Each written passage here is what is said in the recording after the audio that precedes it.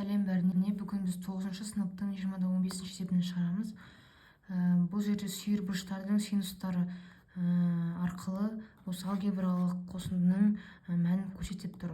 Бізге ол үшін осындай бір таблица керек. Менің ойымша сендердің кітаптарында бар, және сендер осыны таба аласыңдар. Немесе болмай жатырса, онда Google-дан қарай аласыңдар. Міне бұл жерде бізге синус табу керек. Сол үшін біз синусқа қараймыз. Синус сосын 2-ден түбірасы 3 деп тұр. Міне осын осылай қарайсыздар. Үстінде 60 деп тұр. Сонда біз синус 60 градус түбірасы 2 бөлінген 2 деп тұр. Ол бізде синус 45 градус.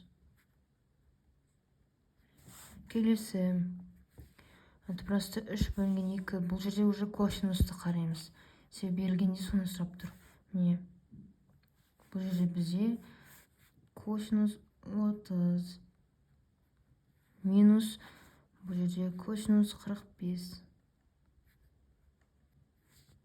Келесі 20-16 есепте тангенстер арқылы осы өрнектің мәнін табыңдар деп тұр. Міне таблицаға қарайық. Міне түбірасы 3 бөлінген 3 мынау. Себебі егер де біз үйтіп қарасақ деп алсақ, онда мынаны түбірасы 3 деп көбейтіп, онда үстіне түбірасы 3 кетеді, ал астында, яғни бөлімінде 3 болады.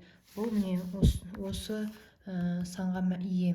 Сонда қарасақ, тангенс 30 градус болады. Минус мұнда біріне 45 градус. Сендердің кітаптарында таблицада минус емес анықталмаған деп тұруы мүмкін. Екіншісінде біз енді котангенсті қарау керек. Котангенс түбірасы 3 бөлінген 3. 60. Бір міне бізде 45 градуста тұр.